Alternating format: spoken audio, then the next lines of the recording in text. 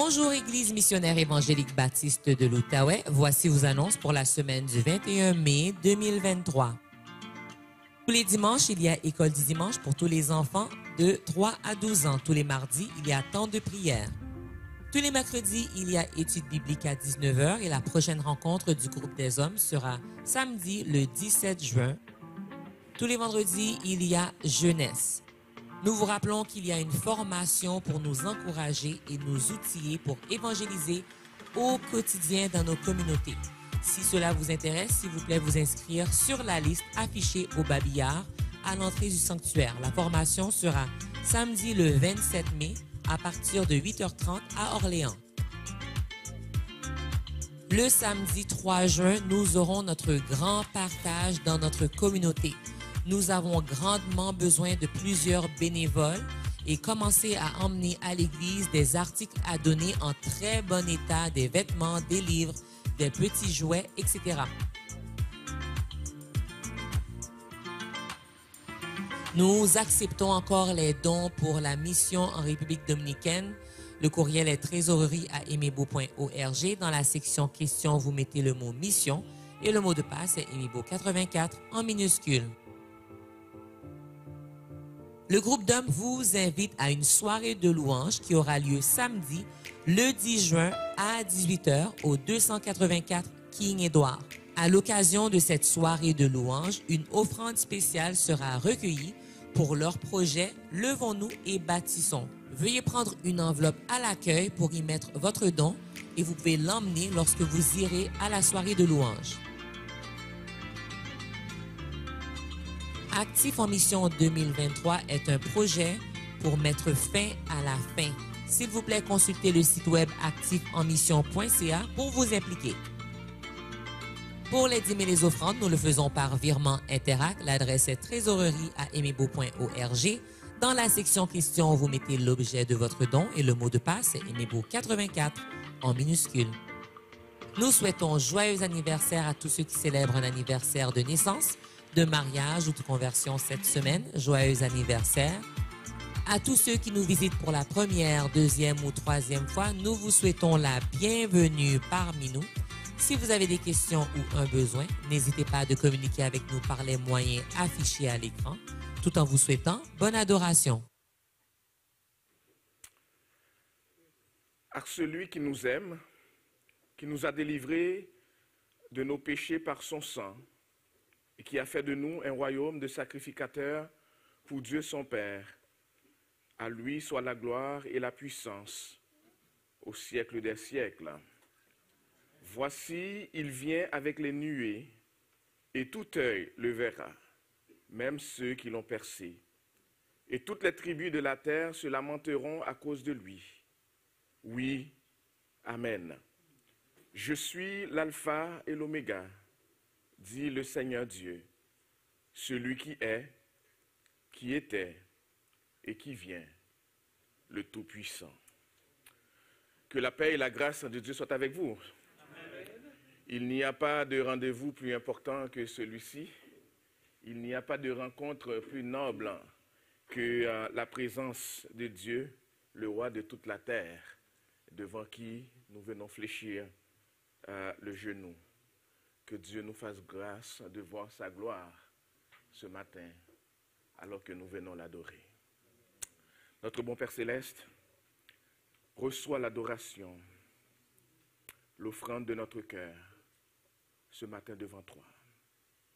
Agrée tous nos chants, agrée les paroles que nous allons faire monter devant toi, nos prières, et surtout envoie-nous un message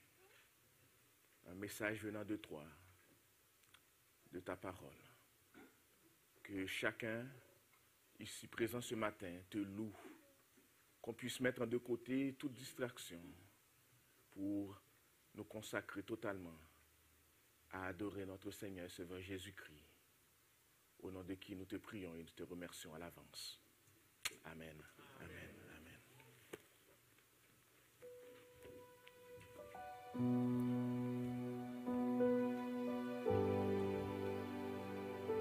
Ébloui devant toi, Éternel.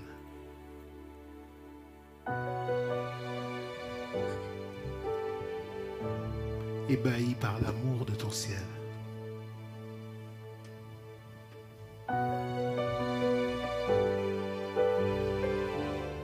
Je suis là à tes pieds, je viens t'adorer.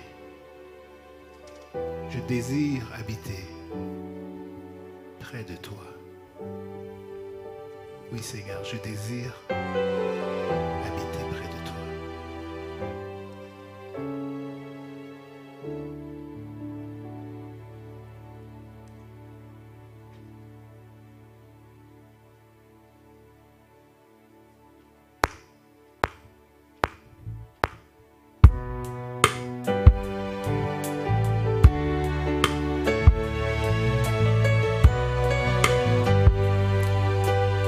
Levons-nous et adorons le Seigneur. Je viens vers toi. Je viens vers toi. Dans le secret. Dans le secret. En ta présence. Je veux rester.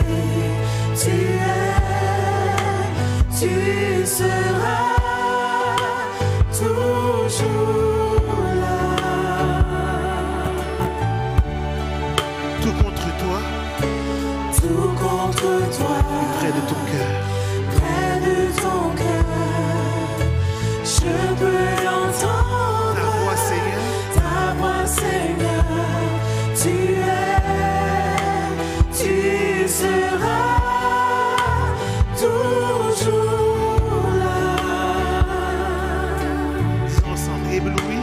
Ébloui devant toi, Éternel.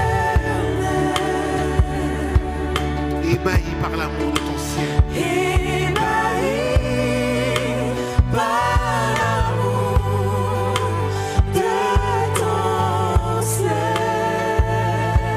Seigneur, je suis là à tes pieds. Je suis là à tes pieds. Je viens t'adorer. Je désire habiter près de toi. Oh oui, je désire habiter près de toi, Seigneur. Et dans ton amour, je vois ton bras. Je vois ton bras. Je sens ta main. Je sens ta main. Tu me protèges. Tu me protèges. Tu me soutiens. Tu me soutiens. Tu seras toujours là. Disons ensemble, ébloui devant toi, Éternel. Ébloui devant toi, Éternel. Je suis ébahi par l'amour de ton ciel. Je suis là à tes pieds. Je viens t'adorer. Je désire habiter près de toi.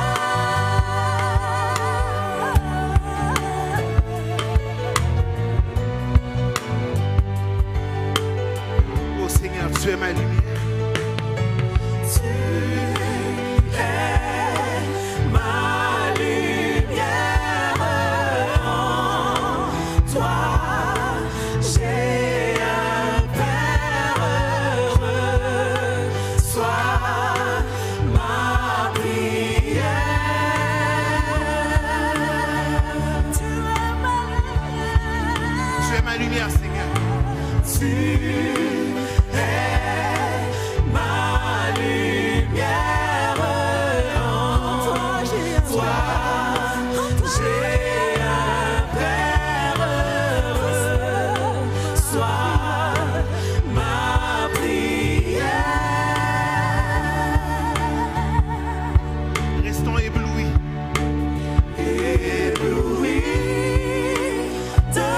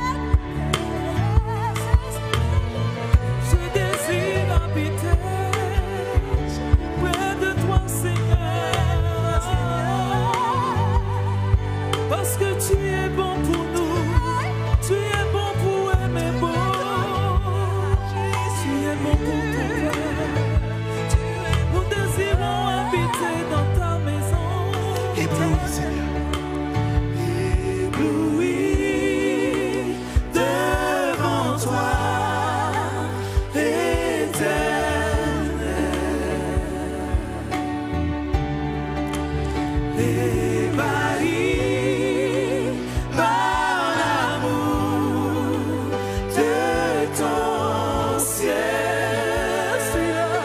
À tes pieds, je suis là.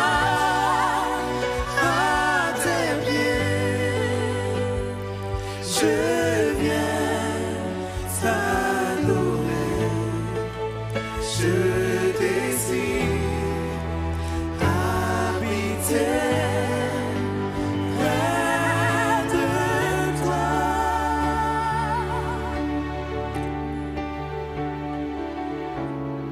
Une fois de plus, Seigneur, nous sommes assemblés pour t'adorer. Nous avons été l'objet de ton amour, de ta miséricorde et de ta grâce cette semaine. Nous sommes venus exprimer notre profonde gratitude pour ton salut, offert gratuitement à Jésus. Merci, Seigneur.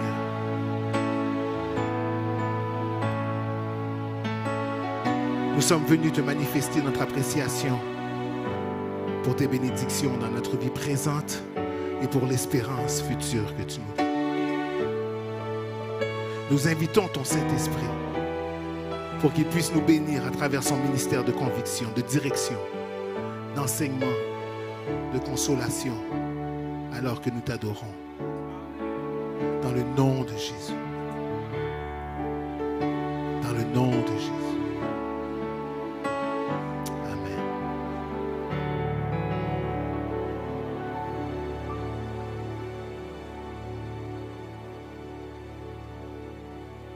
Merci Seigneur.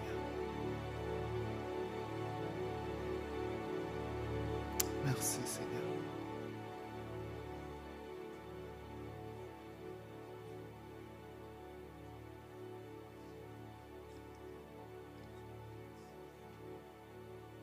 Émerveillé par ta présence, Seigneur. Ébloui par ton amour, ébahi par cette grâce. Merci, Seigneur.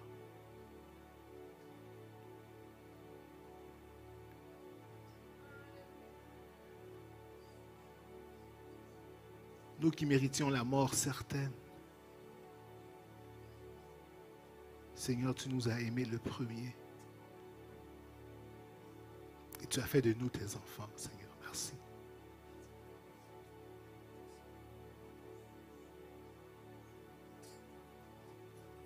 Nous ne pouvons que rester ébahis, éblouis devant ta majesté. Sois l'objet de notre adoration ce matin.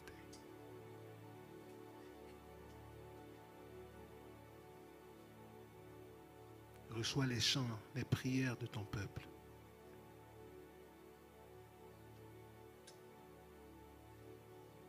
Faites au nom et par les mérites de Jésus-Christ, notre Seigneur et Sauveur, qui vit dans l'unité avec toi et avec le Saint-Esprit au siècle des siècles. Amen. Amen. Nous allons continuer notre adoration avec la lecture du psaume 47. Psaume qui sera projeté pour nous tous.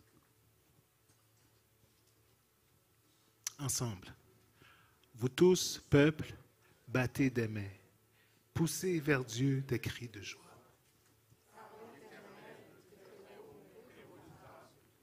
Il est un grand sur toute la terre. Il nous assujettit des peuples. Il met des nations sous nos pieds. Il nous choisit notre héritage. La gloire de Jacob qu'il aime. Dieu monte au milieu des cris de triomphe. L'Éternel s'avance au son de la trompette. Chantez à l'Éternel, chantez.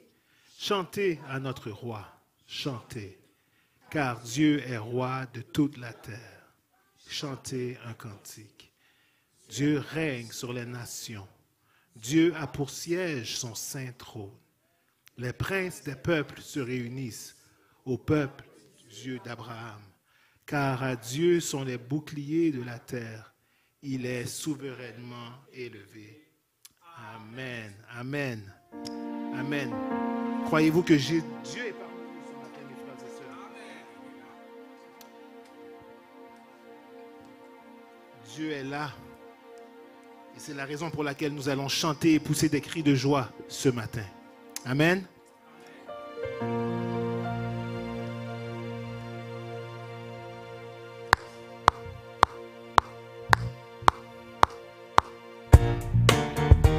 Avec joie.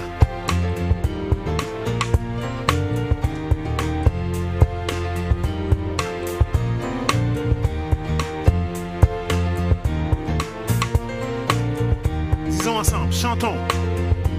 Chantons, car Dieu est là. Poussons des cris de joie.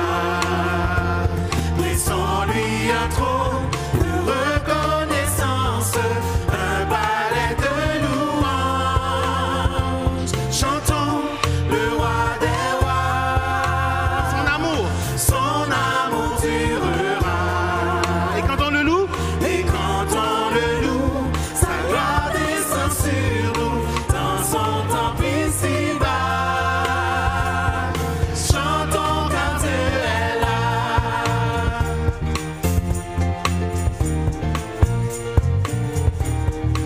Jésus demeure au milieu de son peuple. Jésus demeure au milieu de son peuple quand il vient le louer. Jésus demeure au milieu de son peuple quand il vient l'adorer. Chantons, car Dieu est là. Poussons des cris de joie. Laissons-lui un trône de reconnaissance, un palais de louanges. Chantons le roi des rois. Son amour durera.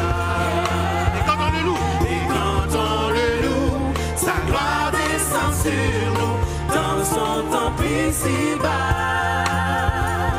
Chantons car Dieu est là.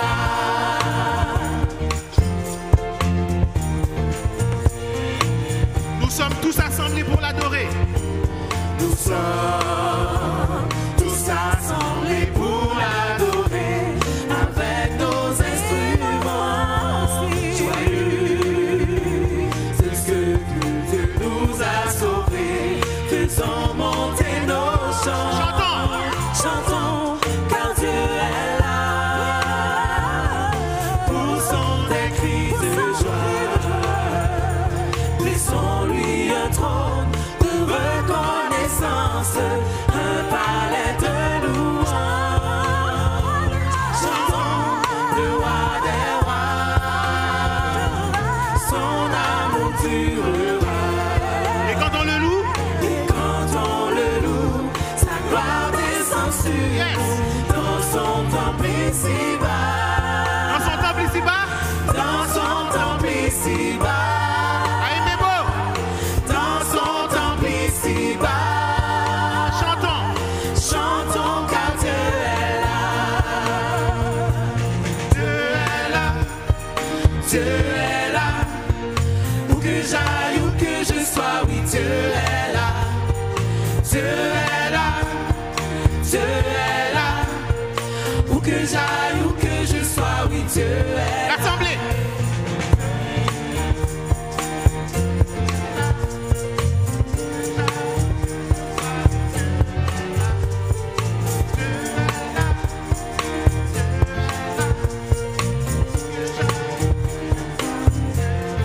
Danse devant ton roi, danse.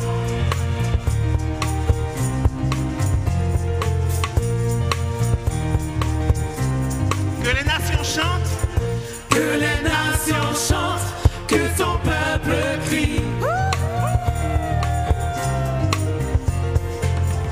Que ton règne vienne, répands ton esprit. Manifeste. Manifeste, manifeste-toi. Manifeste, manifeste-toi. Tu es là. Dieu est là, Dieu est là. Où que j'aille, où que je sois, oui, Dieu est là. Dieu est là.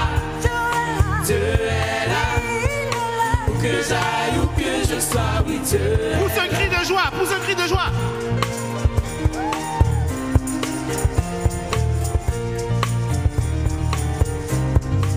Bas des mains, bas des mains.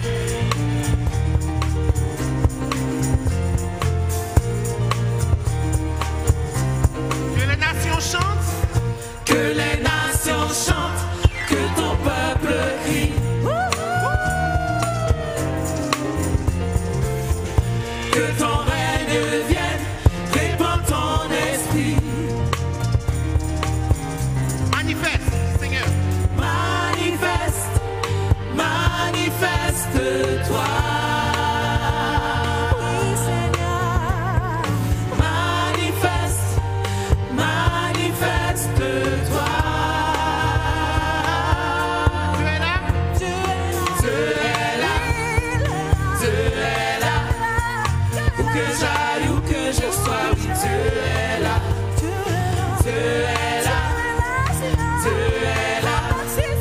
Où que j'aille, où que je sois, oui, Dieu est là. Où que j'aille. Où que j'aille, où que je sois, oui, Dieu est là. Où que j'aille. Où que j'aille, où que je sois, oui, Dieu est là. La dernière fois, où que j'aille. Où que j'aille, où que je sois, oui, Dieu est là. Merci Seigneur. Alléluia.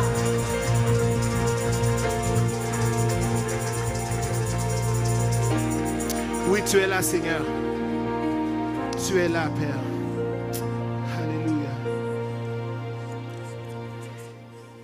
Et c'est la raison pour laquelle nous pouvons dire que ta présence est le ciel pour nous, Seigneur. Oh oui. Un jour dans tes parvis vaut mieux que 1000 ailleurs. Ta présence. Oui, Seigneur, ta présence est le ciel pour nous.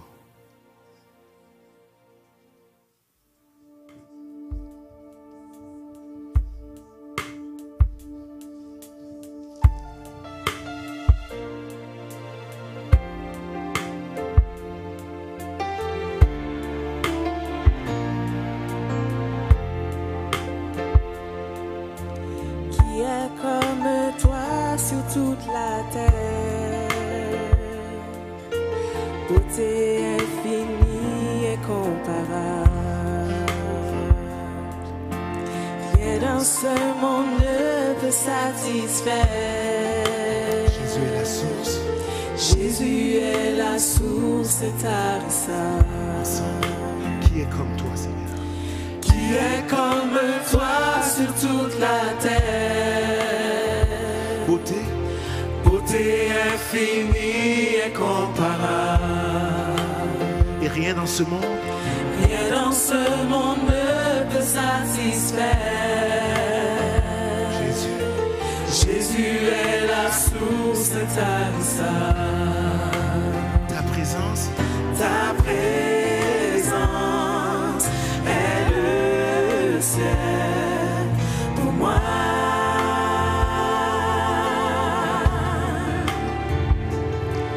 Ta présence est le ciel pour moi. trésor de mon âme et de mon cœur. Trésor de mon âme et de mon cœur. Dans ma faiblesse, Dans ma faiblesse, tu es mon appui. ton sang a lavé, merci Seigneur. Ton sang a lavé tous mes péchés. Aujourd'hui, je peux venir t'adorer. Ta présence, Seigneur. Ta présence est le ciel pour moi.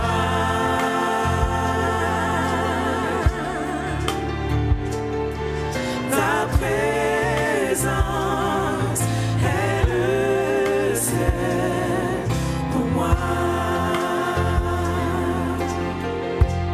Encore une fois, ta présence. Ta présence est le ciel pour moi.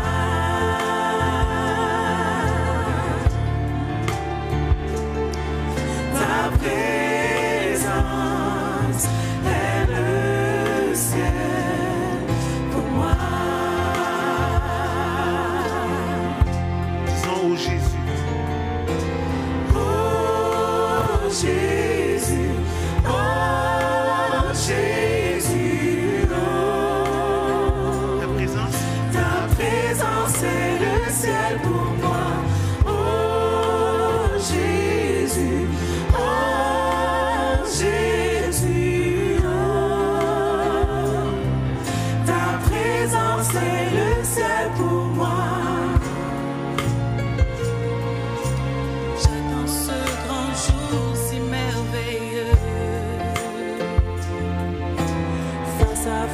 je te verrai, mon Dieu.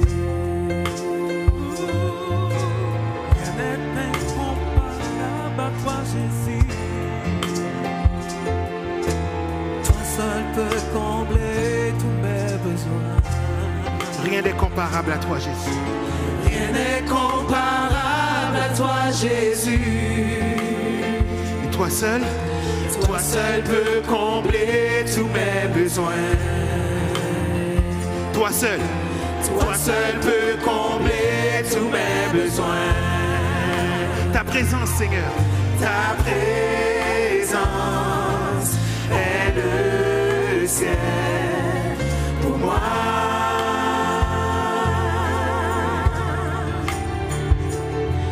Ta présence est le ciel pour moi.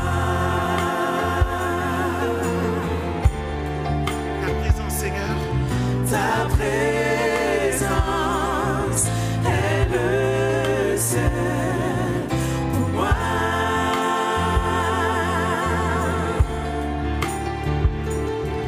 Ta présence est le ciel pour moi.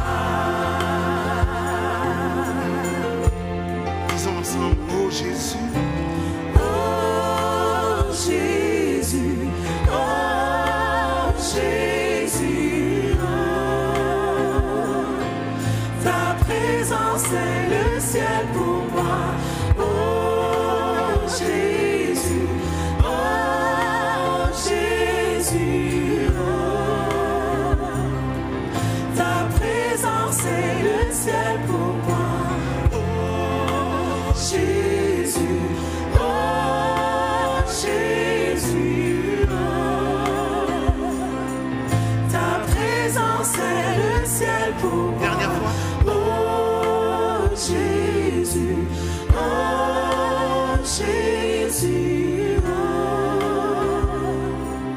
Ta présence est le ciel pour moi. Prie ton Dieu ce matin. Il est présent.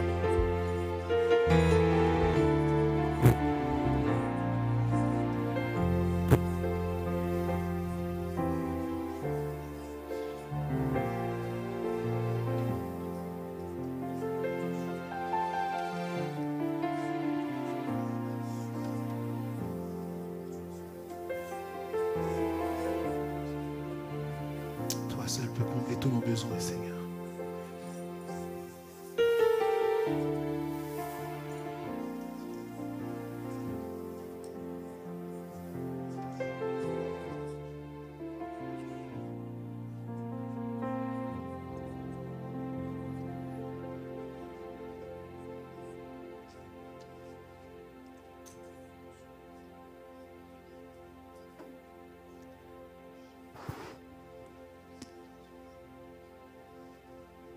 Le prochain et dernier chant que nous allons entreprendre dans ce moment d'adoration dit « Le chant terminé, le rideau retombe et je viens simplement. Je viens simplement porter mon offrande car j'ai le désir de réjouir ton cœur, Seigneur. Je t'apporte plus qu'un beau chant. Car mes frères et sœurs, si vous ne le sachiez pas, chanter ne suffit pas pour répondre à son appel. Les apparences peuvent être trompeuses, mais toi, Seigneur, tu vois bien au-delà. Tu sondes mon cœur.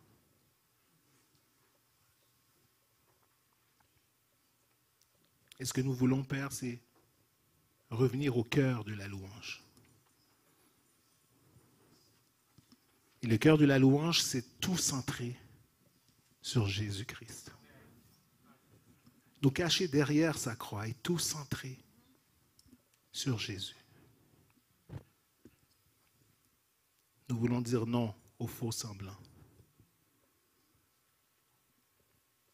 mais tout centré sur Jésus.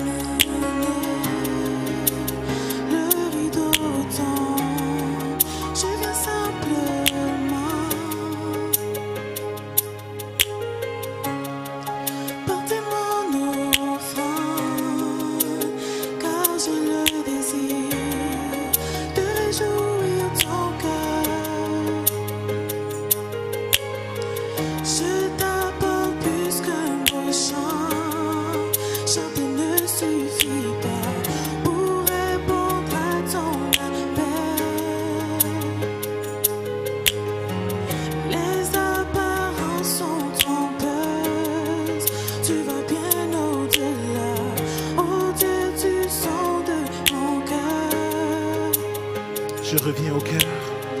Je reviens au cœur de la louange. Tout est centré sur toi. Centré sur toi, Jésus. Oui, je renonce à tous mes faux semblants pour tout centrer sur toi. Centré sur toi, Jésus.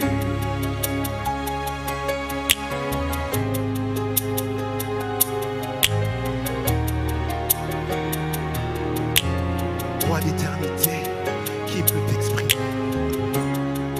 Roi d'éternité, qui peut exprimer ce dont tu es dit?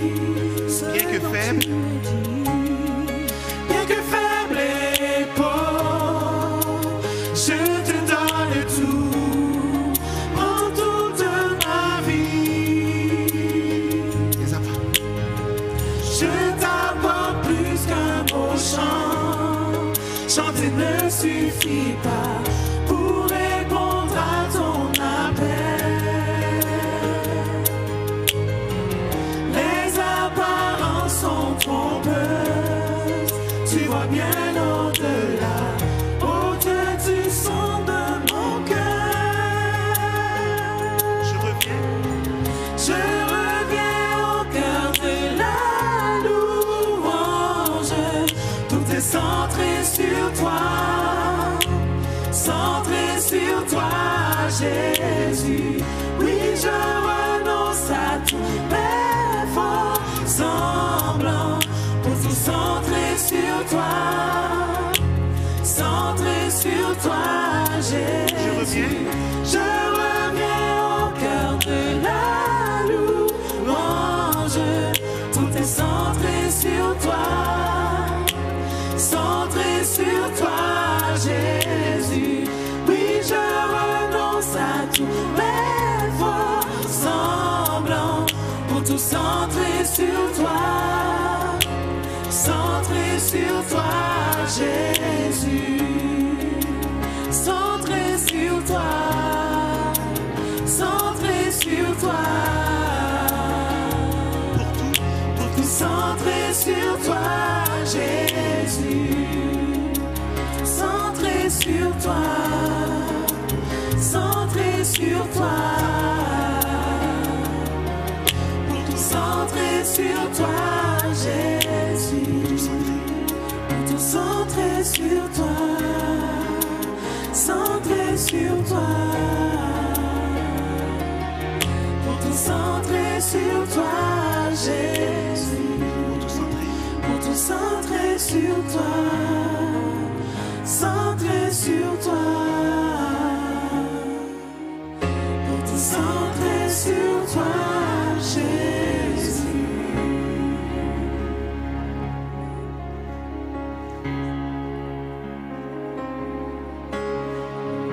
Tout centré sur toi, Jésus. Prends toute la place.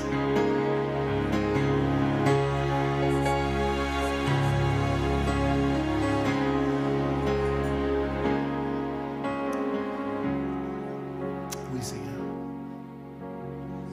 Nous voulons renoncer aux faux semblants, Père.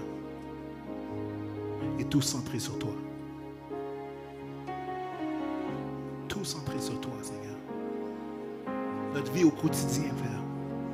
À l'école, au travail, à la maison, Seigneur. Tout centré sur toi. Pardon, Seigneur, d'avoir usurpé ta gloire. D'avoir cherché à vivre pour nous-mêmes. Quand toi seul es digne. Toi seul es digne, Seigneur.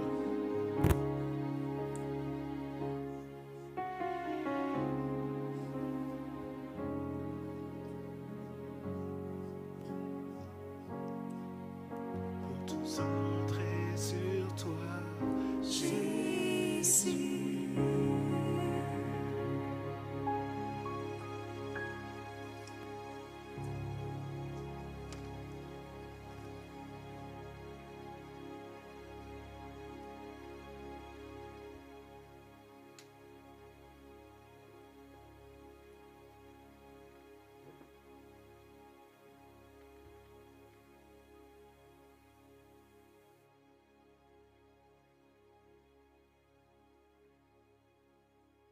Vous savez, tous les troisièmes dimanches du mois, nous vous donnons des nouvelles de la mission, des nouvelles missionnaires. Et une des raisons pourquoi on vous donne ces nouvelles, c'est non seulement que vous puissiez remercier le Seigneur pour le privilège de l'adorer, mais prier pour le missionnaire, surtout pour l'Église persécutée un peu partout dans le monde. Aujourd'hui, et juste avant la prière d'intercession, c'est un peu ce qu'on va faire. Si notre sœur peut afficher pour nous, je voulais juste vous sensibiliser à la réalité. J'espère que ça peut être un petit peu agrandi pour que vous le voyez. C'est le résultat d'un rapport qui est publié à chaque année concernant non seulement le nombre d'églises persécutées dans le monde, mais le nombre de chrétiens qui sont décédés, tués chaque année. Et une des images que vous verrez, c'est qu'il y a eu l'année dernière plus de 5000 chrétiens tués à cause de leur foi. Évidemment, plus de 5000 personnes tuées à cause de leur foi. Il y a eu, vous savez qu'est-ce que ça veut dire? C'est 15 personnes chaque jour tuées. Il y a des églises persécutées. Il y a des églises qui sont fermées. Donc c'est un privilège de pouvoir nous joindre dans un édifice, de pouvoir nous joindre ensemble comme peuple de Dieu et lui apporter toute notre adoration, toutes nos louanges dans un esprit, dans une atmosphère sécuritaire, libre de pouvoir le faire, de pouvoir entrer et sortir et retourner sans obstacle. C'est une raison d'adorer le Seigneur, lui doit apporter toute la gloire. La deuxième page que je souhaitais vous montrer, c'est... Même si vous ne pouvez pas le lire pour le moment, vous voyez le nombre grandissant d'année après année. Si vous voyez les barres, c'est combien les décès augmentent année après année autour du monde. Et on a listé à peu près une 50aine de pays où il devient de plus en plus dangereux de pratiquer la foi chrétienne. Et c'est incroyable de voir que ce n'est pas juste un continent, c'est tous les continents, autant en Asie, même en Amérique du Sud. J'étais étonné de voir que le Nicaragua fait partie des 50 pays où les chrétiens sont les plus persécutés. Donc c'est un peu partout. Nous avons besoin non seulement de remercier le Seigneur pour le privilège d'adorer, le privilège de l'adorer dans une atmosphère sécuritaire, mais aussi de prier pour nos frères et sœurs qui sont un peu partout et qui adorent le Seigneur sous les balles, qui adorent le Seigneur avec le risque d'être allé en prison, qui adorent le Seigneur avec le risque de se faire tuer. Et que le Seigneur fortifie leur foi et que le Seigneur nous donne de les supporter dans nos prières. Faisons-le alors que notre frère Pasteur Francky viendra prier pour nous.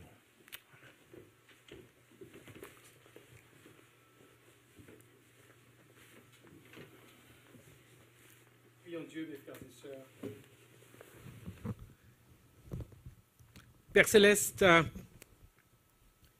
nous nous émerveillons devant toi pour la splendeur de l'Évangile qui nous a atteints, qui fait des progrès dans le monde entier et qui fait aussi des progrès dans cette belle province, par-delà ce que nos yeux peuvent voir, par-delà de ce que nous savons, nous comprenons que tu es à l'œuvre. Tu es à l'œuvre de manière imperceptible quelquefois. Et d'autres fois, tu nous le fais voir de manière visible et évidente. Nous venons en t'adorant te dire merci pour Jésus, que tu as envoyé comme le plus grand des missionnaires, le premier missionnaire, le missionnaire par excellence, celui qui a laissé les cieux, cet environnement saint, cette adoration que lui donnaient les anges pour venir sur cette terre souillée par le péché, pour venir chercher des hommes et des femmes dont nous faisons partie. Nous te rendons grâce pour son sacrifice à la croix de Golgotha, qui a parfaitement satisfait les saintes exigences de ta justice sainte.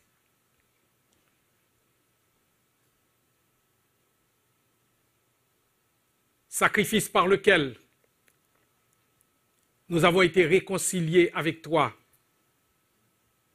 Nous te rendons grâce pour Jésus et pour sa mort, son ensevelissement, sa résurrection, son ascension et sa session à ta droite, où il règne sur tout ce qui est dans les cieux, sur la terre et sous la terre, où il nous prépare une place, où il nous défend contre les accusations de Satan, où il intercède pour nous. Puisque l'adoration est tout centrée sur lui, nous voulons te dire merci pour ce Sauveur béni et merveilleux que tu nous as donné. Merci, Père, pour l'obéissance des apôtres et des premiers disciples qui ont proclamé la bonne nouvelle confiée par Jésus, oui, à Jérusalem, dans toute la Judée, dans la Samarie, et là où ils pouvaient arriver. Merci pour les missionnaires qui, à leur suite, ont répondu à l'appel d'aller proclamer cette bonne nouvelle jusqu'aux extrémités de la terre. Merci pour ces missionnaires qui sont venus au Canada, qui sont allés au Nicaragua, au Salvador, en Haïti, au Cameroun, en République du Congo, au Kenya, en Guinée-Conakry et autres pays d'origine de nos frères et sœurs. Tu as béni la prédication de l'Évangile dans le cœur de nos concitoyens et dans le cas de certains d'entre nous, tu l'as béni dans la vie de nos parents ou nos grands-parents qui ont embrassé cet Évangile, qui nous l'ont communiqué, Évangile par lequel tu nous as fait entrer dans ta famille spirituelle et céleste. Gloire soit à toi, ô Père de grâce et de miséricorde. Merci de nous avoir non seulement sauvés, mais investis de la même mission que les apôtres et les missionnaires qui sont allés apporter l'Évangile partout à travers le monde. Avec la pleine conscience de nos faiblesses, particulièrement de la faiblesse de notre volonté, nous répondons encore ce matin oui à ton appel, tout comme Ésaïe l'avait fait quand il t'a entendu dire « Qui enverrai-je ? Qui marchera pour nous ?» Nous te demandons pardon de ce que nous avons si souvent été plus préoccupés par notre insuffisance, par notre incompétence, par nos faiblesses, la faiblesse de notre langage, par la capacité de répondre à des questions. Nous n'avons pas fait comme la femme samaritaine qui simplement avait rencontré Jésus. Et avec ce message, j'ai rencontré le Christ. Et nous n'avons pas imité ces hommes et ces femmes qui, dans la chaleur de leur premier amour, n'ont pas été paralysés par leur peur, mais ont été poussés par ton Saint-Esprit pour proclamer la bonne nouvelle du salut par grâce en Jésus-Christ. Père, pardonne-nous d'avoir hésité à partager l'Évangile autour de nous, d'avoir hésité à parler aux membres de nos familles, à nos amis, à nos voisins, à nos collègues de travail, à nos camarades de classe, à nos condisciples.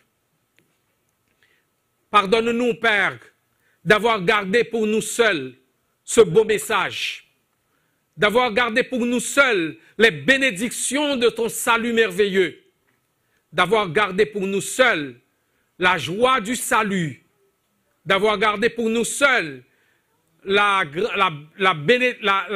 glorieuse espérance que nous portons dans notre cœur et qui nous permet de traverser les mers houleuses, les temps de difficultés, d'épreuves et d'afflictions, parce que nous disons que le meilleur pour nous est à venir.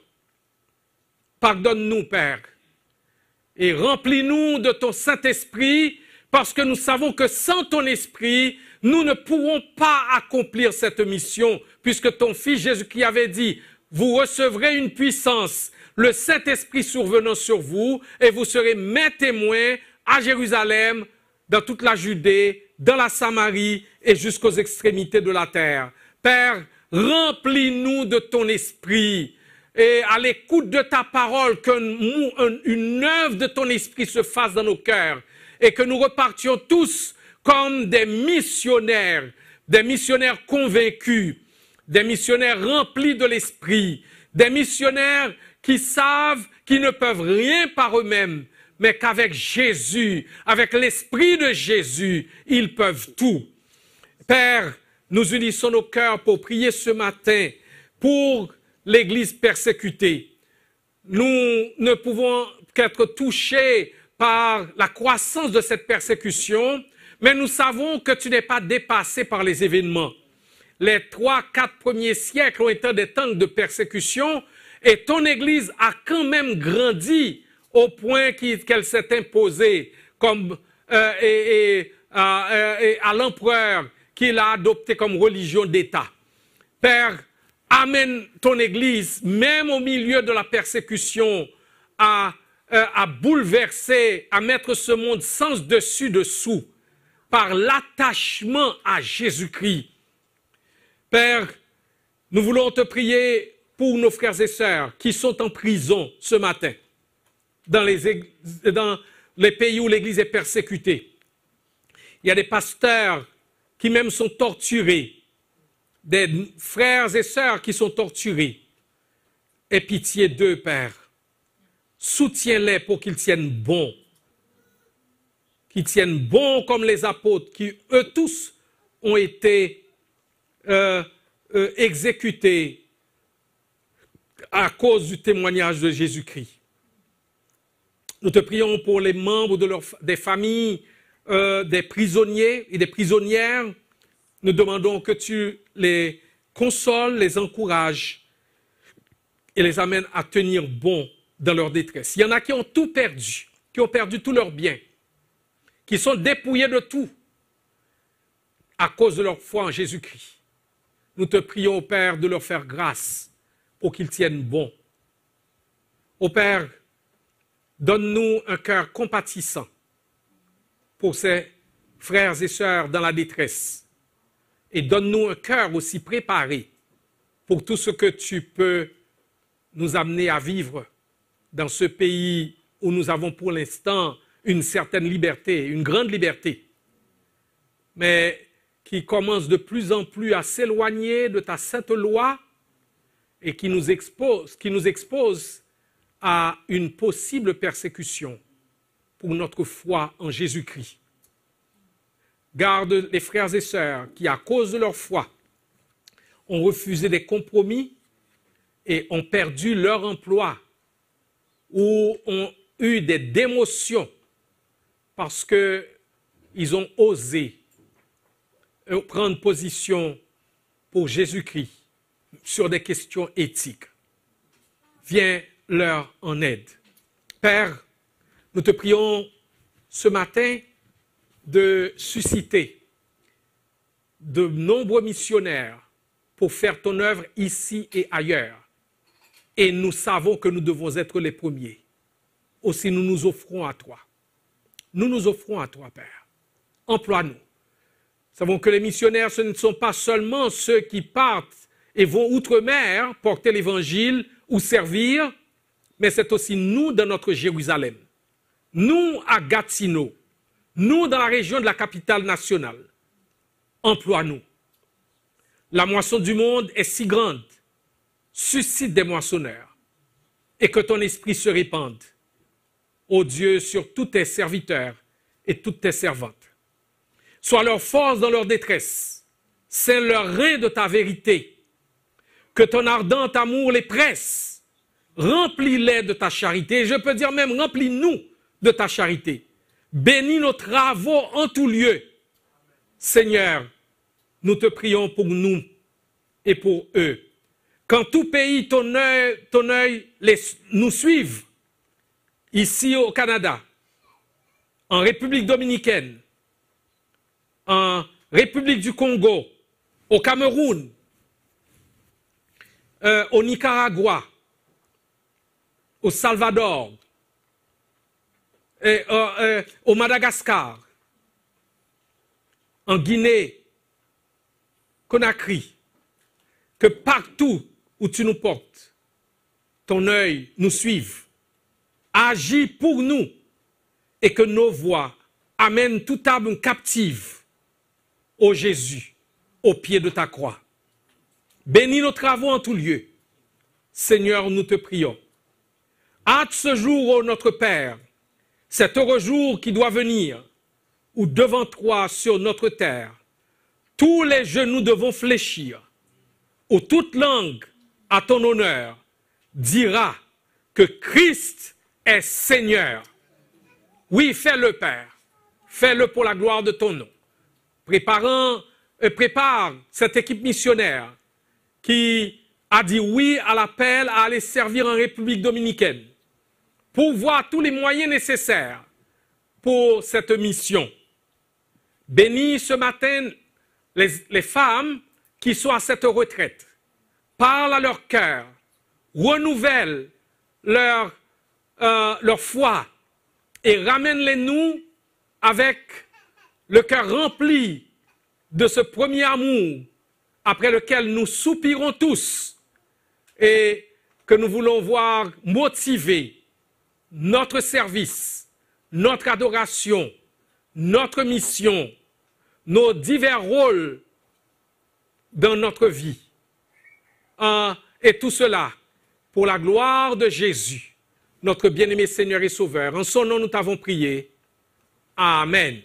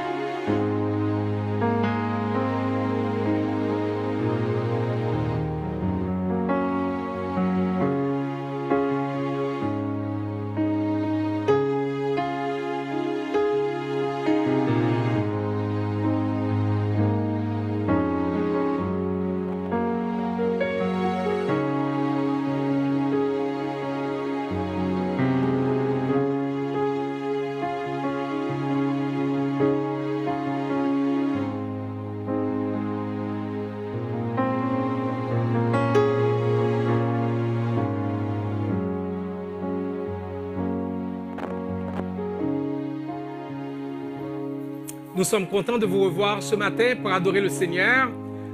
Plusieurs de nos sœurs ne sont pas avec nous ce matin parce qu'elles sont à la retraite des femmes. Et nous prions que le Seigneur bénisse le temps qu'elles passent ensemble et qu'elles nous reviennent saines et sauves et remplies des bénédictions que le Seigneur leur accordera là-bas. Nous voulons souligner la présence de la mère, de notre frère, de notre pasteur principal, Mamie, peux-tu te mettre debout, s'il te plaît, que tout le monde puisse te voir. Mamie nous avait laissé pour un peu de temps où elle a été en République dominicaine. Elle nous revient en pleine forme. Et tu nous as bien manqué, mamie. Que la bénédiction du Seigneur soit sur toi. Bienvenue.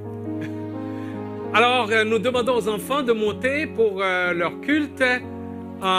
Et nous bénissons le Seigneur pour eux et pour ceux qui vont leur enseigner la bonne parole du Seigneur. Que la grâce du Seigneur soit sur les monitrices et animatrices du culte des enfants.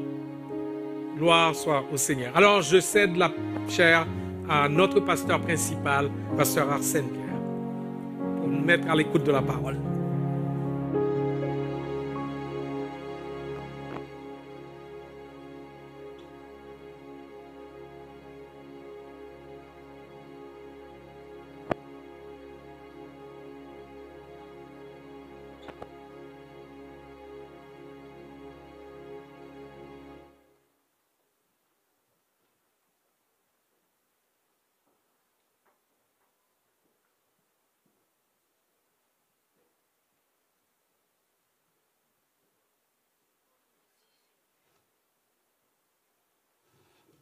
Je vais lire pour nous Acte 1, du verset 1 au verset 11.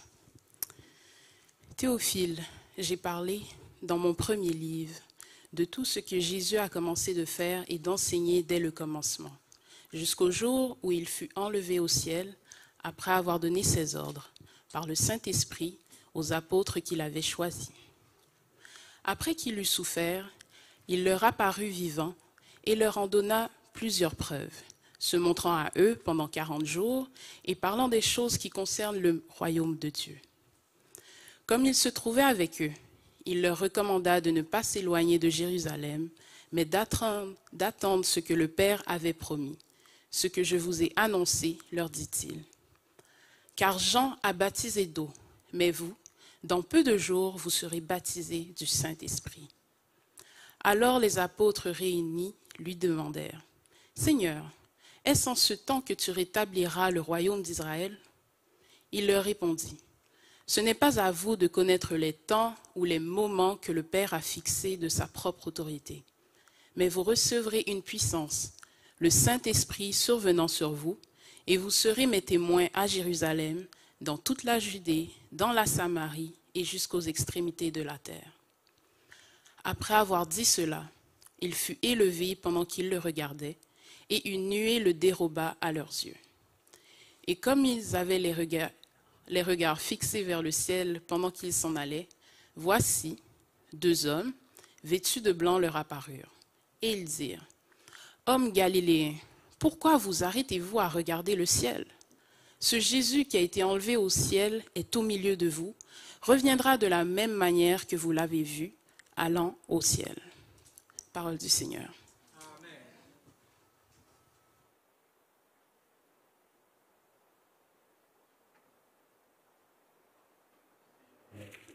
À notre sœur Kyria pour la lecture de la parole de Dieu. Et content de vous voir, content de voir aussi de la visite en venant de Sherbrooke, de la visite aussi venant des sœurs qui nous visitent peut-être pour la première fois. Très content de vous avoir avec nous. Que le Seigneur bénisse votre temps avec nous. L'église est un peu clairsemée ce matin. C'est la fin de semaine j'allais dire de la reine, c'est du roi maintenant. Puis les gens profitent de la longue fin de semaine. Donc, que le Seigneur nous bénisse tous et les bénisse là où ils sont présentement. Chers amis, après la résurrection de Jésus-Christ, l'événement biblique très important, mais le plus souvent sous-estimé, est certainement son ascension. Son ascension. Bien sûr qu'il y a eu les apparitions de Jésus qui étaient, d'un point de vue théologique, très importants. Apparition aux femmes, Marie de Magdala, l'autre Marie, mère de Jacques, qui allèrent le voir, ou qui allaient voir le sépulcre, tel que nous le rapporte Matthieu 28, verset 9. Il y a eu les apparitions à Céphas, à Pierre, et à plus de 500 disciples, ce que nous rapporte 1 Corinthiens, chapitre 15, 3 à 8, et le texte qu'on vient de lire en Actes, chapitre 1er, 1 à 3. Mais le récit qu'on vient de lire en Actes est marquant. C'est un récit plus puissant qu'on peut avoir l'impression à une lecture rapide. Parce que dans le passage qui a été lu pour nous, en Acte 1, verset 1er à 11, nous voyons essentiellement, et nous allons espérer pouvoir l'expliquer, ce que l'on appelle l'ascension de Christ. Nous allons voir son importance, nous allons voir son utilité, nous allons voir pourquoi aujourd'hui c'est important pour l'Église chrétienne. Mais avant de commencer, j'aimerais peut-être poser la question, quel autre mot qu'on utilise, que la Bible utilise, mais qu'on utilise pour parler de l'ascension de Jésus-Christ? Si on ne parle pas d'ascension, qui paraît un gros mot pour vous, est-ce que vous avez un autre mot que vous avez déjà utilisé, que d'autres textes bibliques utilisent? Il a été élevé, monté, c'est tout simplement, il est monté au ciel. Combien de jours après la résurrection, l'ascension de Jésus a-t-elle eu lieu? 40 jours. Et on a des gens assez bien informés. Est-ce que c'est un dimanche qu'a eu lieu l'ascension? C'est jeudi dernier. Pourquoi 40 jours? C'est 40 jours à partir de... Oui, à partir de Pâques. Donc 40 jours à partir de Pâques. Donc si vous comptez 40 jours depuis Pâques jusqu'à jeudi, ça va faire 40 jours. Et qu'est-ce qu'il a promis une fois avant qu'il monte? Qu'est-ce qu'il a promis qu'il va venir dans une dizaine de jours? Le Saint-Esprit. Donc une église assez bien formée, hein, n'est-ce pas? C'est bon ça. Eh bien, les versets 1 à 2 de notre texte l'auteur commence, et quel est l'auteur du livre des Actes encore? Luc. C'est le même qui a écrit l'évangile de Luc. Donc l'auteur commence par identifier le premier destinataire du livre. Il fait référence à son premier livre et l'évangile qu'il a écrit et où il a rapporté des enseignements sur la vie de Christ, incluant sa mort, incluant sa résurrection. Il commence par dire « Théophile, j'ai parlé dans mon premier livre », donc référence à l'évangile de Luc, de tout ce que Jésus a commencé de faire et d'enseigner dès le commencement, jusqu'au jour où il fut enlevé au ciel, après avoir donné ses ordres par le Saint-Esprit aux apôtres qu'il avait choisis. Verset 3 nous parle des apparitions qui étaient comme des preuves de la résurrection de Christ. Vous vous rappelez, parmi ces apparitions et parmi ces preuves, vous vous rappelez que Jésus est rentré dans une pièce pour rencontrer ses disciples sans avoir à ouvrir les portes. Vous vous rappelez que Jésus a mangé avec ses disciples après sa résurrection. Vous vous rappelez que devant un Thomas qui était plutôt crédule, Jésus a montré les blessures qu'il avait encore dans son corps. C'était des preuves qu'il voulait donner, les preuves de sa résurrection. Et la parole de Dieu nous dit qu'à un moment donné, il s'est montré à plus de 500 disciples qui étaient encore vivants. Au verset 4, Jésus recommande aux disciples d'attendre la venue du Saint-Esprit qui viendra 10 jours après son ascension. Et verset 4 nous dit, comme il se trouvait avec eux, il leur recommanda de ne pas s'éloigner de Jérusalem. Et nous allons voir Pourquoi? Mais d'attendre ce que le Père leur avait promis, ce que je vous ai annoncé, leur dit-il. Verset 5, Jésus fait la distinction entre le baptême d'eau de Jean-Baptiste et le baptême du Saint-Esprit. Le baptême du Saint-Esprit, c'est le baptême que tous les croyants reçoivent au moment du salut. Amen. Et il fait la différence avec le baptême de Jean-Baptiste. Et au verset 6 et 7, nous lisons, alors que les apôtres réunis lui demandèrent, et vous voyez toute la préoccupation qu'avaient encore les apôtres qui étaient autour de Jésus, réunis, lui demandèrent, Seigneur, est-ce en ce temps-là que tu établiras le royaume d'Israël? Les apôtres associèrent encore le royaume terrestre de Christ à la restauration du royaume d'Israël. Sûrement avait-il à l'esprit les prophéties d'Ézéchiel et les prophéties de Joël. Nous sommes en train d'étudier Joël, vous rappelez de Joël 2, où le prophète explique que le jour viendra où l'Esprit, Dieu enverra son Esprit sur toute chair. Et vous connaissez sûrement la prophétie d'Ézéchiel qu'on trouve en Ézéchiel 36, tout cela. Et Jésus rappelle ses disciples plus ou moins à l'ordre. Ce n'est pas à vous de connaître. Ce n'est pas à vous de connaître le temps ou les moments que le Père a fixés de sa propre autorité.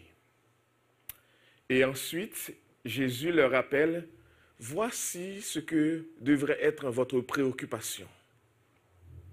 Voici quelle va être votre mission. Votre mission, c'est l'annonce de l'Évangile. Et vous ne pouvez pas annoncer cet Évangile pour que cela ait des résultats sans que vous ne receviez la puissance du Saint-Esprit. Et il leur dit, mais vous recevrez une puissance. Le Saint-Esprit survenant sur vous. Et vous serez mes témoins. Mes témoins où? À Jérusalem, dans toute la Judée, dans la Samarie et jusqu'aux extrémités de la terre. En passant, Christ ne nous dit pas avant de commencer à évangéliser, il faut faire un voyage à Jérusalem. Notre Jérusalem, c'est là où il nous place présentement. Vous pouvez aller à Jérusalem. C'est une belle place à visiter. Il y a quelques années de cela, j'ai eu la grande joie de visiter à Jérusalem en compagnie de pasteur Francky, sœur Esther et d'autres pasteurs. C'était tout un voyage. Mais ce que la parole de Dieu nous dit, c'est que nous qui sommes disciples de Jésus-Christ, notre Jérusalem, c'est là où Dieu nous place maintenant. Et il nous appelle à commencer à prêcher l'Évangile. Je vous ai résumé en quelques mots ces premiers versets pour nous amener à ce qui va garder notre attention pour les prochaines minutes. Parce que alors que Jésus est fini de parler à ses disciples, la parole de Dieu nous dit, après avoir dit cela, il fut enlevé, élevé, pendant que les disciples le regardaient. Et vous pouvez juste imaginer, si vous aimez lire la Bible avec des images, vous pouvez juste imaginer les disciples qui regardent Jésus et Jésus qui monte, élevé dans les nuées, dans toute la gloire, et qui disparaît de devant eux. Et qui disparaît de devant eux. Alors, c'est quoi l'ascension? Quelle est la définition et le sens théologique de l'ascension, ce que l'Église chrétienne souligne aujourd'hui dans sa liturgie? Le mot ascension vient du latin, évidemment, ascensio, qui signifie action de monter. mot qui vient lui-même du verbe ascendere, qui veut dire gravir, monter, élever. L'Ascension, c'est une fête de la liturgie chrétienne célébrée le 40e jour à partir de Pâques. Nous venons de le dire. Elle marque la dernière rencontre de Jésus avec ses disciples après sa résurrection et son élévation au ciel. Elle exprime un nouveau mode de présence de Christ qui n'est plus visible dans le monde terrestre, mais qui demeure présent par le Saint-Esprit. Le Saint-Esprit donné à l'Église qui viendra 10 jours plus tard, le jour de la Pentecôte. Et l'ascension, chers amis, est un élément essentiel de la foi chrétienne. Elle préfigure la vie éternelle pour nous, chrétiens. Elle est une autre preuve de la résurrection de Jésus-Christ. Il est monté, retrouvé sa place auprès du Père, et nous allons voir, il reviendra. Essentiellement, l'ascension marque la fin du ministère terrestre de Jésus, de la période d'apparition et l'inauguration de l'ère de la présence du Saint-Esprit. De l'ère de la présence du Saint-Esprit. Et là, avec l'ascension, la montée de Christ, va s'installer ce qu'on appelle la doctrine équilibrée de absence physique et présence spirituelle. Autrement dit, Christ n'est plus présent physiquement, mais Christ est en même temps toujours là, spirituellement. Et c'est ce qu'on fait, n'est-ce pas, lorsqu'on prend la Sainte Seine, le repas du Seigneur. Quand on prend le repas du Seigneur, on le fait quoi? Le repas du Seigneur est pris en mémoire de celui qui est physiquement absent jusqu'à ce qu'il vienne. Pourtant, dans tous les rassemblements chrétiens, le Seigneur ressuscité est toujours spirituellement présent. Le Seigneur est toujours spirituellement présent, même lorsque nous ne pouvons pas l'identifier, le voir physiquement comme il a été il y a plus de 2000 ans avec ses disciples. Le grand dictionnaire de la Bible décrit le sens de l'ascension de la manière suivante. Je vais vous préparer une place. Vous vous rappelez de Jean 14? Je vais vous préparer une place. Et lorsque je m'en serai allé et que je vous aurai préparé une place, qu'est-ce qui arrive? Je reviendrai. Je vous prendrai avec moi. Pourquoi? Afin que là où je suis, vous y soyez aussi. C'est important. C'est important. Il dit, Jésus-Christ est maintenant assis. Assis où? À la droite du Père. Qu'est-ce que ça veut dire? Ça veut dire, c'est l'achèvement de son œuvre expiatoire.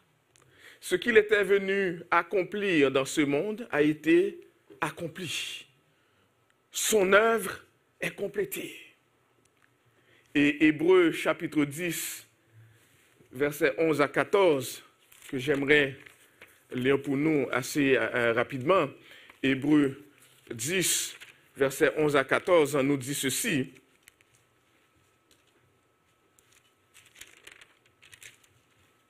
Je lis pour nous, 10 à 14. C'est en vertu de cette volonté que nous sommes sanctifiés par l'offrande du corps de Jésus-Christ,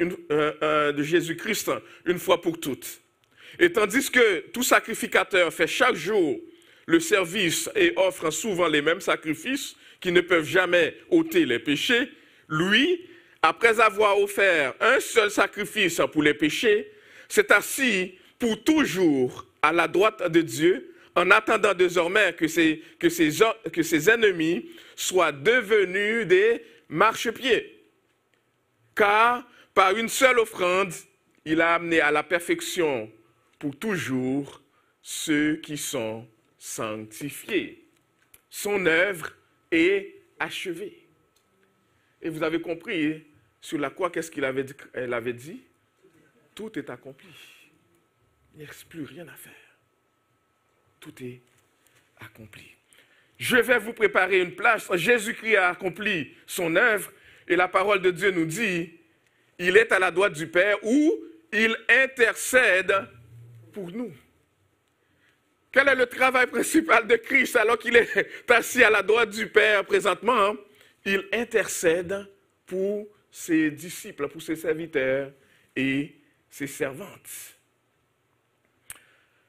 Le mot original grec pour traduit pour intercéder veut dire s'occuper des intérêts de quelqu'un. C'est intéressant de savoir cela. Que présentement, Christ est en train de s'occuper de nos intérêts, nous qui lui appartenons. Il ne nous a pas sauvés pour nous laisser à nous-mêmes et pour nous laisser faire ce qu'on veut. Il nous a sauvés et continue de prendre soin de nous, de veiller sur nous, de s'occuper de nos intérêts. Quel Dieu merveilleux, quel Sauveur merveilleux nous avons en Jésus-Christ. Il attend jusqu'à ce que ses ennemis soient soumis. Son retour marquera la fin du processus d'établissement du royaume de Dieu. C'est extraordinaire. Alors, quel est le but de l'intercession de Christ pour ses disciples? C'est important que vous saisissiez cela. C'est important que vous compreniez qu'est-ce que Christ est en train de faire pour nous aujourd'hui. Christ a accompli tout ce qu'il était venu faire sur la terre. Tout est accompli, nous dit Jean 19, verset 30. Il est venu en tant que sauveur et en tant que sauveur, il a payé la peine de nos péchés. Tout, une fois pour toutes. Mais la Bible nous dit qu'il est monté, qu'il est à la droite du Père, tel que Actes 1er verset 9 nous le dit, et Colossiens 3 verset 1er nous le dit. Il est retourné dans la gloire qu'il avait auprès du Père avant sa venue dans le monde. Jean 17 verset 5.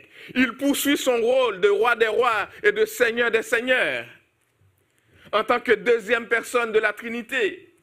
Et il intercède pour ses élus, nous dit Romains chapitre 8 verset 34, que je lis pour nous. Romains 8, verset 34, nous dit « Qui les condamnera? Christ est mort, bien plus, il est ressuscité, il est à la droite de Dieu, il intercède pour nous. » C'est la parole de Dieu, chers amis. Il intercède pour nous. La même chose qu'on trouve dans Hébreux, chapitre 7, verset 25.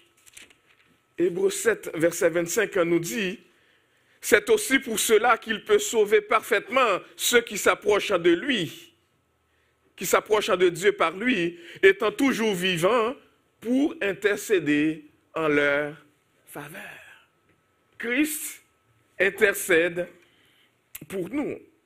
Alors, la question que vous pouvez vous poser, et peut-être que vous êtes en train de vous la poser, c'est pourquoi Christ a besoin d'intercéder pour nous. Eh bien, il faut comprendre que un des titres que la Bible donne à Christ, c'est qu'il est notre avocat. Un des titres que la Bible donne à Christ, c'est qu'il est le défenseur, notre défenseur. Le défenseur qui plaide la cause de ses disciples. Pourquoi? Parce qu'il y a quelqu'un qui porte chaque jour des accusations contre nous. Satan, qu'on appelle l'accusateur, porte des accusations. Vous vous rappelez l'histoire de Job? À un moment donné, Dieu voit Satan parcourir et puis dit à Satan, qu'est-ce que tu es en train de faire? Et il est venu accuser Job devant Dieu pour lui dire, la seule raison que cet homme te donne gloire, c'est parce que tu le remplis de toutes les bénédictions. Enlève quelques-unes de ces bénédictions et tu verras qu'il va arrêter de glorifier ton Saint-Nom. Il va arrêter de t'adorer. Et vous savez quoi, chers amis? Satan continue d'accuser les élus de Dieu. Satan nous accuse constamment devant Dieu. Et comment il nous accuse? En soulignant nos péchés, en soulignant nos faiblesses, en soulignant nos manquements. Et il vient quasiment à répétition pour rappeler cela. La bonne nouvelle pour nous, chers amis, c'est que ces accusations sont sans effet pour nous. Ces accusations sont sans effet pour nous qui sommes en Christ. Pourquoi ces accusations sont sans effet pour nous qui sommes en Christ? Parce que l'œuvre de Jésus-Christ sur la croix a payé intégralement et une fois pour toutes tous les péchés que nous pouvons commettre, et dans le passé, et aujourd'hui, et ce que nous pourrons commettre plus tard. Amen. Et c'est notre garantie. Et la raison, c'est que pourquoi Christ intercède, c'est que lorsque Satan vient devant le trône de Dieu pour nous accuser, Christ, notre défenseur, notre avocat, se met debout et plaide notre cause. Et comment il le fait? En rappelant son sang qui a été versé à la croix, qui a tout payé. Qui a tout payé. Aujourd'hui, chers amis, Dieu ne nous condamne plus parce que le sacrifice de Jésus, ses souffrances, son sang versé et sa mort sur la croix a suffi pour effacer nos transgressions. Toutes nos transgressions. Toutes. Si nous mettons notre foi en Christ et nous vivons pour sa gloire, toutes nos transgressions ont été effacées. Christ a satisfait à la justice parfaite et sainte de Dieu. La colère de Dieu que nous devons mériter a été enlevée. Il l'a portée sur lui à notre place sur la croix. Et aujourd'hui, vous savez quoi? Il n'y a plus de condamnation pour ceux qui sont en Jésus-Christ. Et c'est notre assurance. C'est notre assurance. Il y a un grand échange qui a été fait à un moment donné. Et nous avons une idée de ce grand échange dans 2 Corinthiens, chapitre 5. 2 Corinthiens, chapitre 5, je vais lire pour nous seulement le verset 21. 2 Corinthiens, chapitre 5, verset 21 dit « Celui qui n'a point connu le péché, il l'a fait devenir péché pour nous, afin que nous devenions justice de Dieu. » Vous voyez ce grand échange? Christ a pris sur lui nos péchés et il a mis sur nous sa justice. Un échange extraordinaire. Il a échangé nos péchés qu'il prend sur lui, qu'il apporte jusqu'à la croix, et en retour, il nous donne sa sainte justice. Au point que lorsque Dieu nous voit aujourd'hui, il ne nous voit plus dans nos péchés, il nous voit en Christ. Amen. Quel grand échange. Et nous n'avons plus, et c'est pour cela que nous bénéficions de sa miséricorde, il nous donne ce que nous ne méritons pas. Parce que Christ l'a subi à notre place. Tout un échange. Tout un échange. Christ est le médiateur, le seul entre Dieu et l'être humain. Le seul entre Dieu et l'être humain. C'est ce que nous voyons en 1 Timothée chapitre 2. 1 Timothée chapitre 2, verset 5, que je lis pour nous.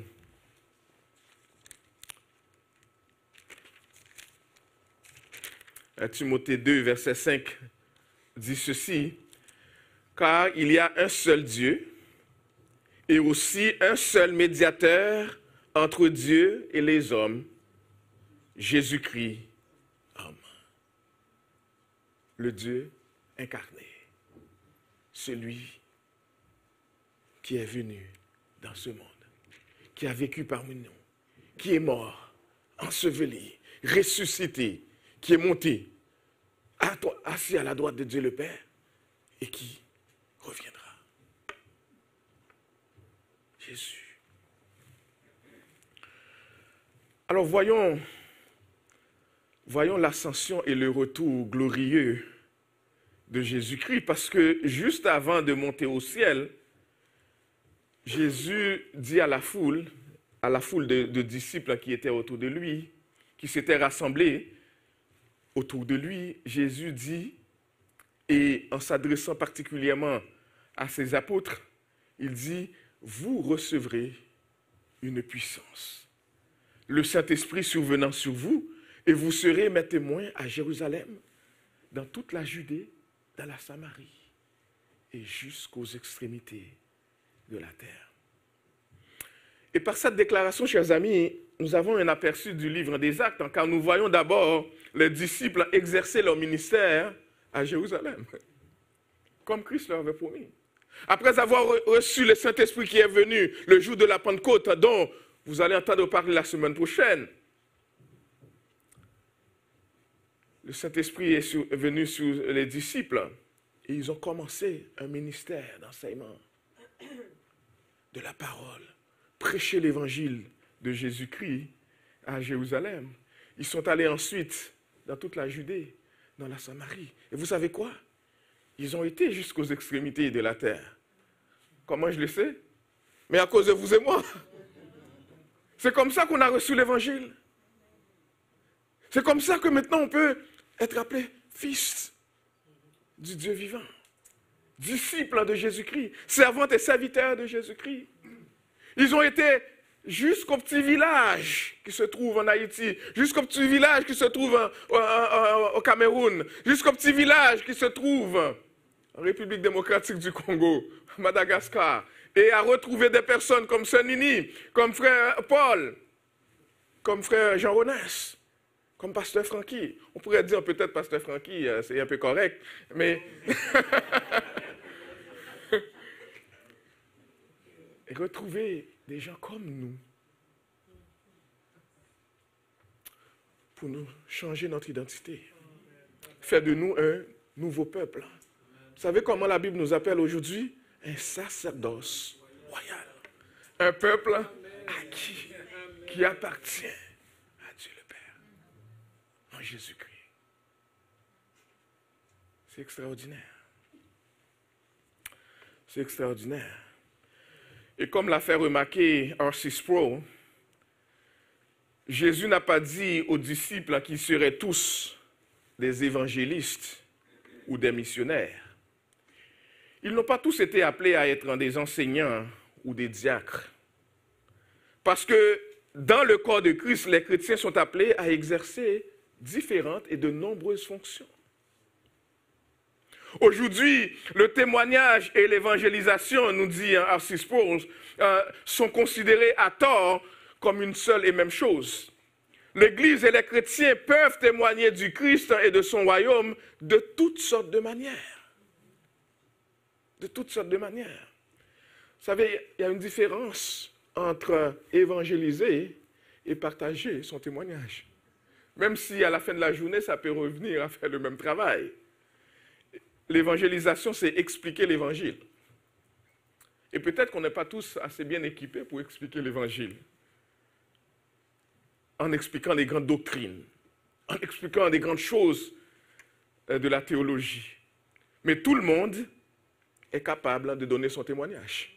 Qu'est-ce que Christ a fait dans sa vie? Et c'est à cela que Christ nous appelle. Christ ne nous dit pas, donnez, faites une exposition des grandes doctrines de la Bible.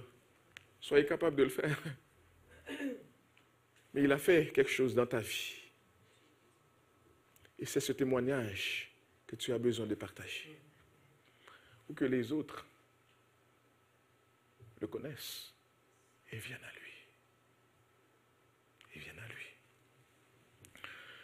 Chacun doit attirer l'attention sur l'Évangile par sa vie, son comportement, ses paroles. Nous devons rendre visible le règne invisible de Christ en tant que roi dans notre vie de tous les jours. Et le texte nous dit, versets 9 et 10, pendant que les disciples en regardaient, Jésus est monté sur une nuée. De quelle nuée s'agit-il? Est-ce que vous vous rappelez les textes de la parole de Dieu qui nous a déjà parlé des nuées? Et qu'est-ce que la nuée? La nuée, chers amis, c'est la manifestation de la gloire de Dieu. La manifestation de la gloire de Dieu. La nuée de Shekinah qui apparaît souvent dans l'Ancien Testament. Ces apparitions qu'on voyait dans Ézéchiel. Le char composé de chérubins et d'anges. Cette nuée qui marchait devant le peuple de Dieu, le peuple d'Israël. Que Exode nous rapporte. Cette Shekinah, cette gloire que les disciples ont vue lors de la transfiguration, alors que Christ était avec Moïse et avec Élie. La gloire de Dieu qui se révèle. Imaginez, j'essaie de me faire une image chaque fois que je lis le texte, d'imaginer ces disciples qui regardent, ébahis, éblouis, comme on l'a chanté, et qui voient le Seigneur monter dans sa gloire. Quelle expérience! Quelle expérience!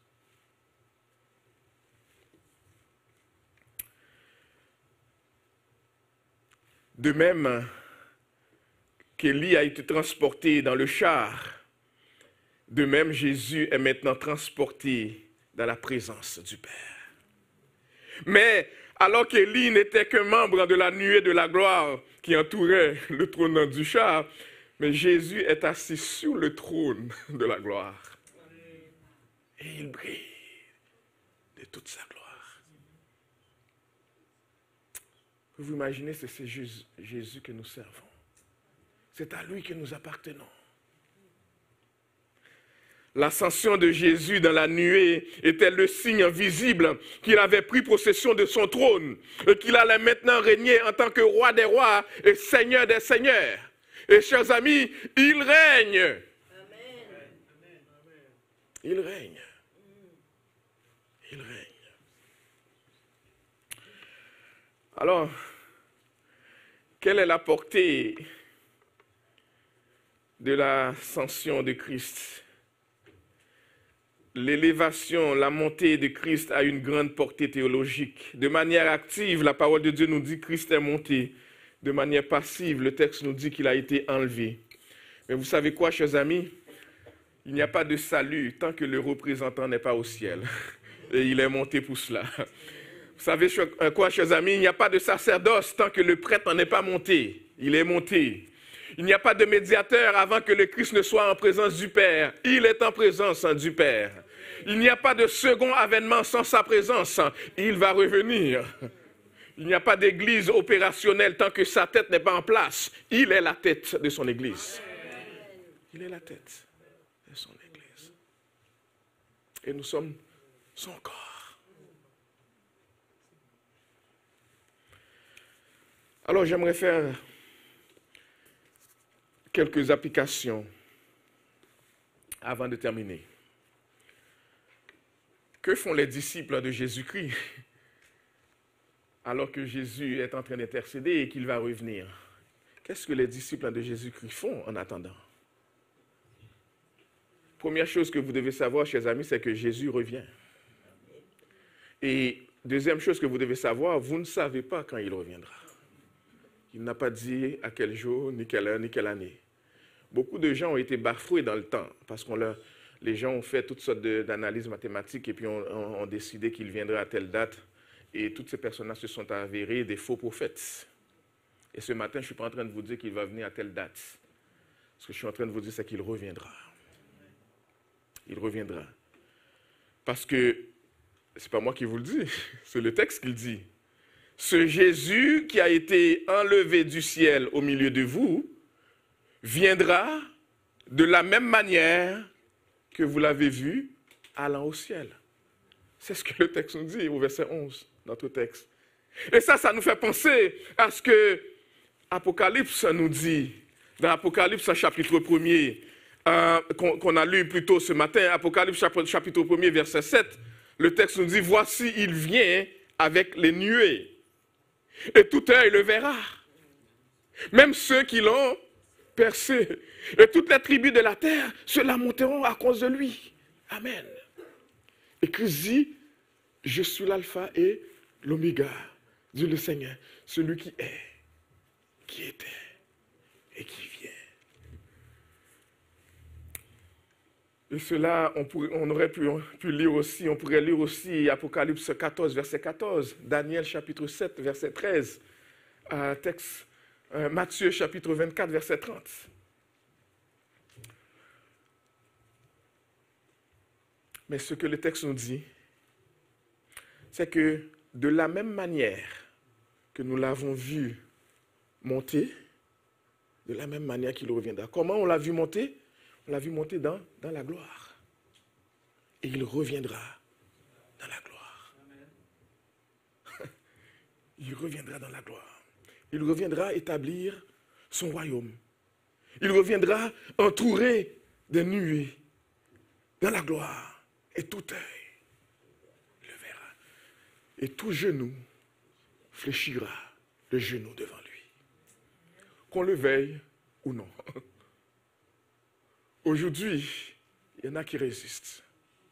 Mais le jour viendra où tout genou fléchira devant lui.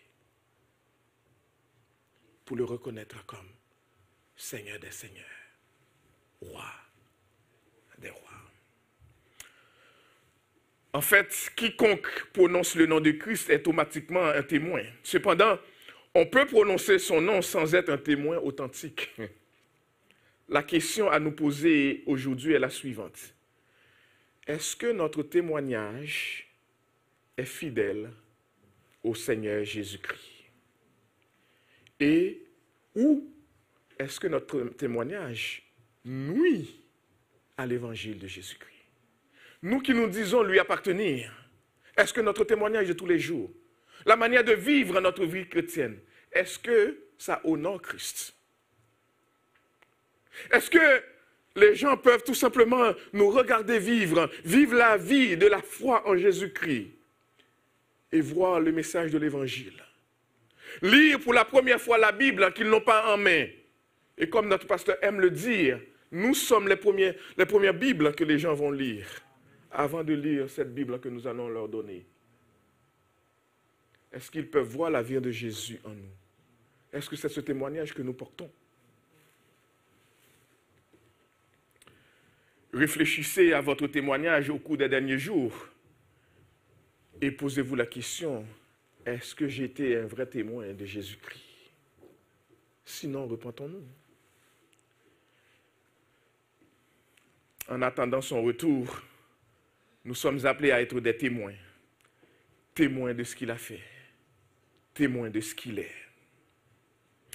J'aimerais terminer en vous posant ces autres questions. Si Christ était de retour aujourd'hui, si Christ qui reviendra, et nous sommes certains qu'il reviendra, s'il était de retour aujourd'hui, seriez-vous prêts? C'est une question importante. Parce que, 1, on sait qu'il reviendra. 2, on ne sait pas quand il reviendra. Donc c'est important d'être prêt. Le chrétien est toujours prêt. Le chrétien est vrai, doit être toujours prêt. Mais si tu es dans cette salle, peut-être que tu me poserais la question, que signifie être prêt pour le retour de Christ? Qu'est-ce qu'il faut faire pour être prêt? Eh bien, pour être prêt, il faut reconnaître que vous êtes pécheur. Il faut reconnaître, il faut croire que Jésus est mort sur la croix pour vos péchés et qu'il est ressuscité le 3e jour. Pour être prêt, il faut vous repentir de vos péchés. Il faut recevoir Jésus-Christ par la foi comme votre Sauveur et votre Seigneur. Et si c'est votre cas, si c'est ce que vous voulez faire, n'hésitez pas à nous voir après le culte. Et si vous nous écoutez en ligne, n'hésitez pas à nous contacter à l'église pour répondre à vos questions que vous pouvez avoir. Mais quant à nous, servantes et serviteurs de Jésus-Christ, alors que nous attendons son retour, poursuivons la grande commission à laquelle Dieu nous a appelés. la grande commission qui nous a été donnée. Quelle est la grande commission qui nous a été donnée? En allant, faites de toutes les nations les disciples, les baptisant au nom du Père, du Fils et du Saint-Esprit. Soyons des témoins dans notre Jérusalem, dans toute notre Judée, les Samaries que Dieu met devant nous et jusqu'aux extrémités de la terre. Persévérons dans la foi en attendant le retour glorieux du Seigneur. Notre Seigneur, notre Sauveur, qui est assis à la droite de Dieu le Père et qui intercède pour nous présentement, revient. Et que son peuple en chante son retour. Et que son peuple attende son retour. Il reviendra dans la gloire. Sommes-nous prêts? Amen. Amen.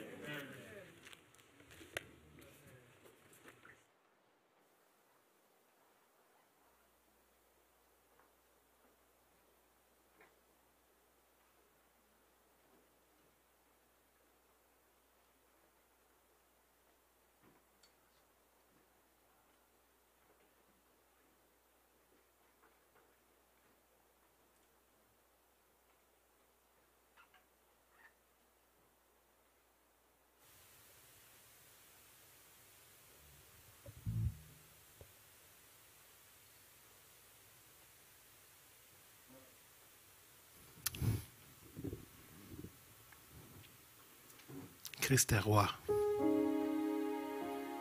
Il est le roi des rois.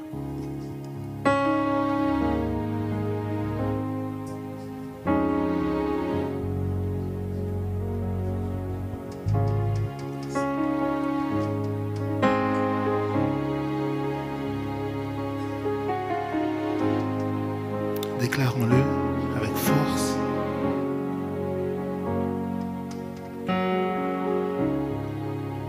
Roi.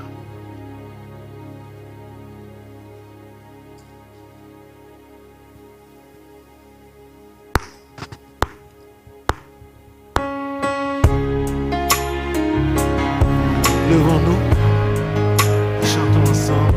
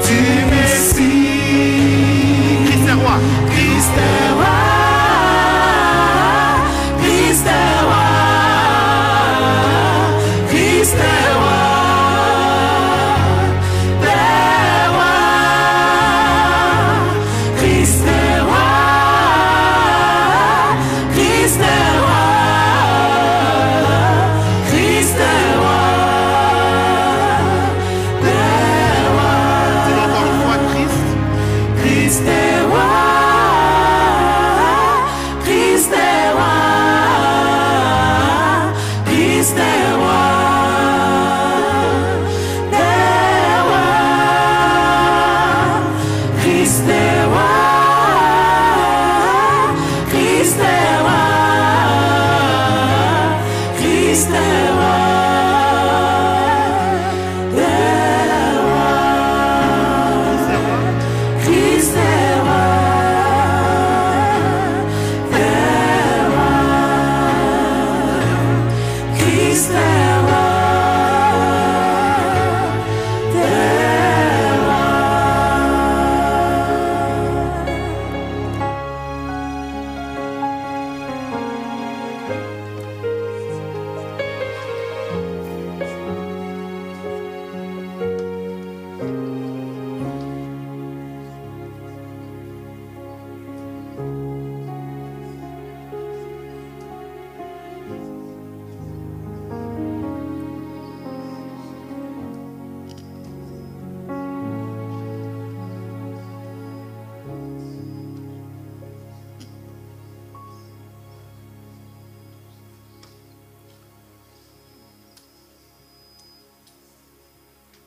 Règne en nous, Christ, et que par ton esprit qui vit en nous, réveille-nous à la mission que tu nous as confiée.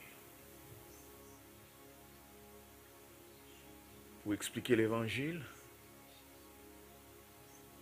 et pour partager notre témoignage. Que ceux que tu appelles au salut entendre ta parole, se tournent vers toi et reçoivent le salut en Jésus-Christ. Amen. Que le Dieu de paix qui a ramené d'entre les morts le grand pasteur des brebis par le sang d'une alliance éternelle, notre Seigneur Jésus, vous rende capable de toute bonne œuvre pour l'accomplissement de sa volonté et fasse en vous ce qui lui est agréable par Jésus-Christ, auquel soit la gloire au siècle des siècles. Amen. Amen. Allez dans la paix du Seigneur. Que Dieu vous bénisse abondamment. Amen.